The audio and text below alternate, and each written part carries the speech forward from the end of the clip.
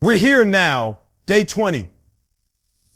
If you made it this far, you are no longer an amateur. You've crossed the threshold of the deep, difficult water, and you stand on the shore of absolute commitment. Yesterday, we installed the final fortress of cold, hard logic.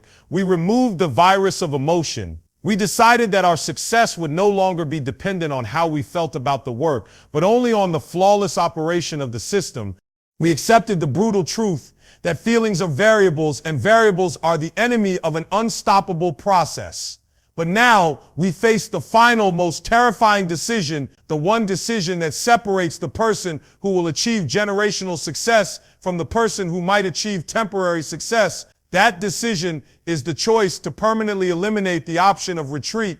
You see, the mind, your emotional, fragile, comfortable mind, it is cunning. It is a brilliant architect of escape routes. Even after you set up the protocol, even after you schedule the protected void, even after you silence the noise, your mind holds a tiny secret blueprint for the way back home. It keeps a life raft. It hides a spare key to the door you swore you locked. It's called Plan B, or the contingency, or the escape hatch. And that secret escape hatch, that whisper of "I can always quit if it gets too hard," that is the single most destructive piece of intellectual dishonesty you can carry with you on the path to high-level achievement, because as long as the option to quit exists, as long as the ship can sail back to the comfortable shore, the temptation to negotiate with your weakness will always be stronger than the will to endure the friction. It will always be there, a soft pillow inviting you to surrender. And today we end that negotiation. We issue the final, unbendable, irreversible command. We burn the ships. This is not a metaphor for drama. This is a zero tolerance policy issued by your future successful self to your current weak emotional self. It means you are destroying the entire infrastructure of retreat. Think of the greatest commanders in history. When they landed on a hostile, unknown shore, they commanded their men to set fire to the vessels that brought them. There was no maybe. There was no "if things get too bad, we can sail back home." The command was definitive. The mission was clear. Succeed or die here. That ultimate clarity, that absolute refusal to entertain the possibility of failure. That is the furnace in which champions are forged. When you burn the ships, you are not just destroying a mode of transportation. You are destroying the mental mechanism of procrastination. You are destroying the subtle, corrosive voice that tells you that you have options other than execution. You are making the success of your central project the only logical possibility left on the table. Now let's dissect the anatomy of retreat. What is that escape hatch made of? For most people, it's financial safety. It's the comfortable job they keep just in case the dream doesn't work out. It's the old mediocre relationship they maintain because it's familiar and low effort. It's the easy degree they pursue while putting the real difficult, high leverage skill on hold. These are the ships, the vessels of comfort that your weak self holds on to. The champion recognizes that these supposed sources of safety are actually anchors. They are weights that keep you hovering just above the water, preventing the massive, terrifying, all or nothing leap into the atmosphere where truly world-class success resides. You cannot be partially committed to an extraordinary goal. You cannot approach greatness with a life jacket on. If you have an escape route, your psychological resources will always be calculating the angle of retreat. You must eliminate the calculation. You must achieve the state of unilateral commitment. Unilateral commitment means you have declared war on every other option. You have chosen your central project as the sole, non-negotiable focus of your financial resources, your time, your reputation, your energy. When the choice is this or nothing, the human spirit finds a reservoir of power it never knew existed. When you're backed into the corner, when the flames are rising behind you from the wreckage of your ships, that is when the genius that was always dormant inside you finally wakes up and says, "There's no way out but through The lack of choice is not a burden. It is a logical force multiplier. You free up all the mental energy that was wasted on contingency planning and divert it immediately to problem solving. The energy you spent wondering, what if I fail, is now spent asking, how do I ensure I cannot fail? That shift in focus is the entire game. Let's talk about the cold, hard, logical calculation of cost. The emotional person sees the act of burning the ships as a massive, scary risk. They focus only on the pain of what they are losing right now, the temporary security of that salary, the fleeting comfort of that mediocre relationship. But the logical champion applies the time calculus we discussed yesterday. You calculate the compounded cost of not burning the ships. What does 5 more years of keeping Plan B cost you? It costs you the clarity of focus. It costs you the market reputation you could have built. It costs you the 1% daily compounding you sacrificed. The true cost of Plan B is the permanent ceiling it places on Plan A. Plan B is a permanent gravity, while that prevents escape velocity. The immediate pain of setting fire to your ships is finite and temporary. The long-term pain of looking back at a life of almost and what if, the pain of that inventory of regret, is infinite and devastating. The logical choice is to endure the small, immediate fire to escape the lifelong internal slow burn. This is the necessity of reversible action. You need to take steps that are so costly to reverse that your emotional self cannot possibly afford the retreat. For a business, this might be taking a huge public loan or signing a lease on a massive facility that forces growth. For a student, it might be declaring your major and publicly committing to the study hours with a detailed accountability partner. For an artist, it might be booking the gallery show that is 3 years out and paying the non-refundable deposit today. These are irreversible actions. These are not soft, emotional commitments made with crossed fingers. These are hard, logical, financial, and reputational shackles you willingly place on your weaker self. You are using your present, strong, rational self to enforce discipline on your future, tired, emotional self. That is high-level strategic warfare against the enemy within. And you must understand the depth of this sacrifice. When you burn the ships, you are sacrificing the most seductive thing, the right to complain. The person with a Plan B is always the loudest complainer. They complain about the difficulty of Plan A because they know they have an out. They can afford the luxury of self-pity, but the person whose ships are ashes, whose only option is to build a new empire on this hostile shore, that person does not have the time or the energy for complaint. Their emotional script flips from, why is this happening to me, to what is the next logical step I must take to survive. The luxury of self-pity is gone, replaced by the necessity of genius. The universe does not reward whiners, it rewards executors. The burning of the ships forces you to become an executor instantly. Now let's move into the protocol of enforcement. Zero tolerance policy must run like a veto-proof schedule. It must be built into your daily routine so logically that your emotional mind cannot even argue with the command. This starts with the non-negotiable start time. It's not about how late you stay up. It's about the absolute fixed, immovable time when the system activates. If your protocol says 5:30 a.m. is the moment of execution, then the moment your alarm sounds, your system is already running. The protocol is active. You don't get to lay there and weigh the pros and cons of sleep versus work. The decision was made weeks ago by your rational self. You are now merely the compliance officer. The system runs, period. And this enforcement extends to your entire environment. If you have burned the ships, then your physical space must reflect that irreversible commitment.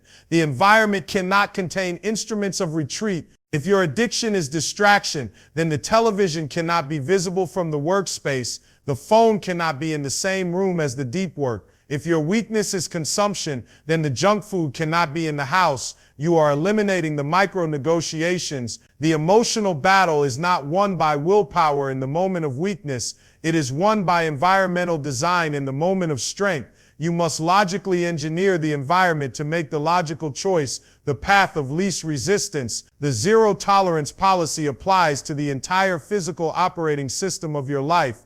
The veto-proof schedule is the logical conclusion of the logic of scarcity. If you truly believe that every hour is liquid gold, then you cannot afford to waste a single minute on low leverage activity. Your schedule must be so ruthlessly compressed, so efficiently utilized, that the only thing that fits are the high leverage non-negotiable tasks.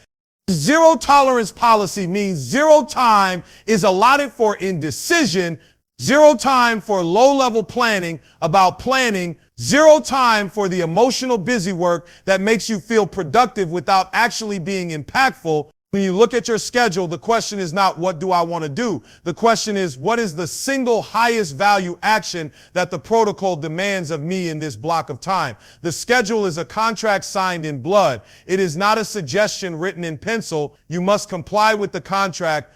And what do we do with the emotional energy that the system has successfully suppressed? We don't bottle it up. That is illogical.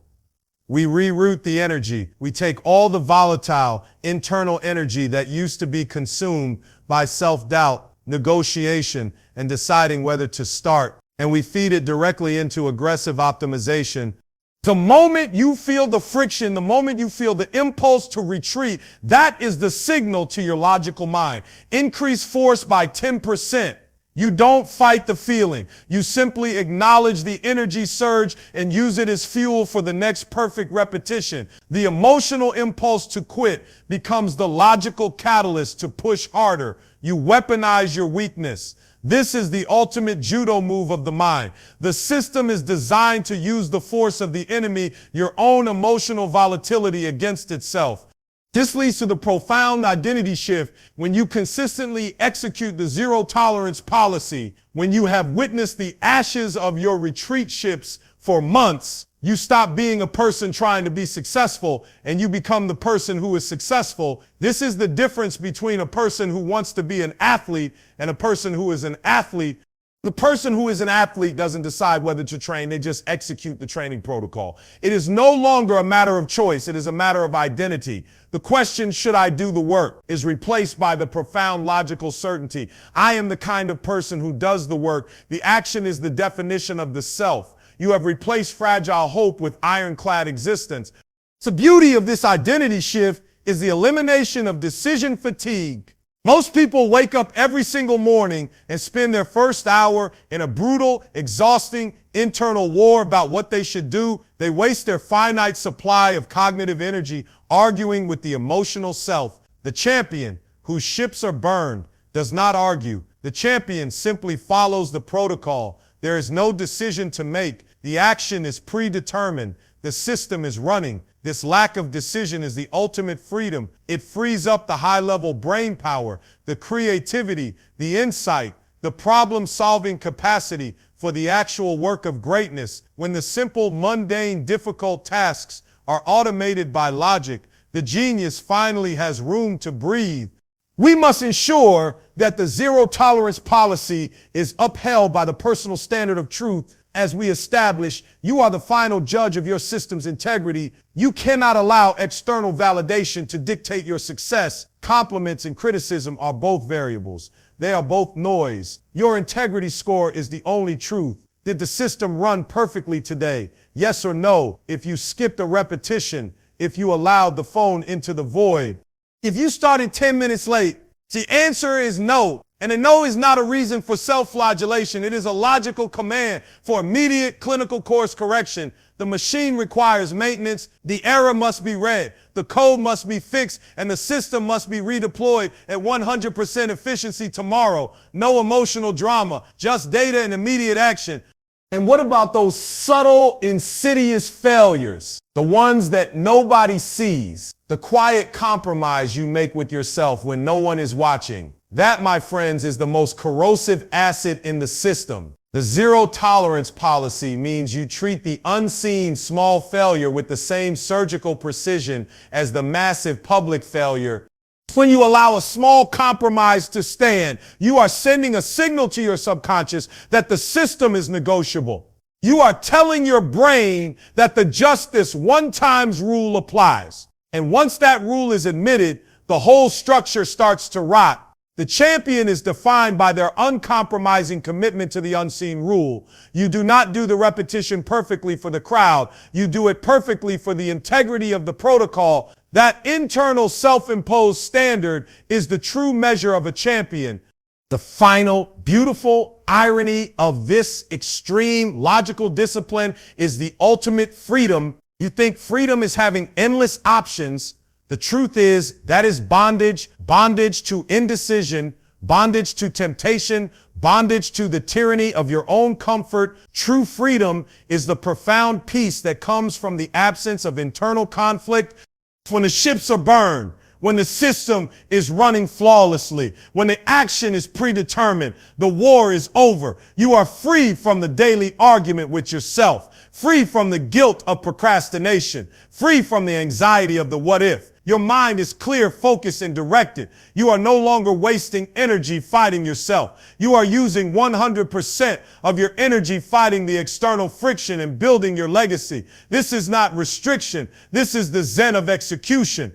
You must now actively embrace the logic of the unreasonable. World-class success is not reasonable. It is not the predictable result of normal human behavior. It is the product of an unreasonable devotion to an unreasonable standard. The zero tolerance policy is unreasonable. It is unreasonable to expect perfection every day. It is unreasonable to destroy all your escape routes. But the moment you embrace that unreasonableness, the moment you stop trying to fit your massive ambition into a reasonable, comfortable life, that is the moment your system transcends the gravitational pull of mediocrity. You stop making decisions that are comfortable and start making decisions that are necessary for the mission. You become an outlier by embracing an outlier's logic. And this commitment must be publicly affirmed. The final act of burning the ships cannot be a secret mental exercise. You must commit to the logic of unilateral action by telling your key stakeholders, your partner, your mentor, your small circle of accountability that plan B is dead. You declare to the world, I am going all in on this central project. There is no fallback. Do not allow me to negotiate with you. You are using the social pressure of your new identity to reinforce the logical protocol. You are making the cost of retreat higher than the cost of execution. This public affirmation is the final seal on the contract. It is the final nail in the coffin of your comfort zone. So here we stand on day 20. The ships are burning behind you. You feel the heat. You smell the smoke of the bridges you've destroyed. Your future self has issued the zero tolerance policy. The protocol is active. The system is running. You have eliminated every single variable of emotion and every escape route of comfort. The choice is no longer, will I execute? The choice is, how will I build my empire on this shore? There is no going back. The only remaining logical choice is forward. The time for debate is over. The time for negotiation is done. You are the execution machine. You are the custodian of the algorithm. You are an unstoppable force. Now look at your primary high leverage task, the one that requires the most friction, the one you are most afraid of. The system demands it. Execute the protocol. Do it now. Let's go. ET.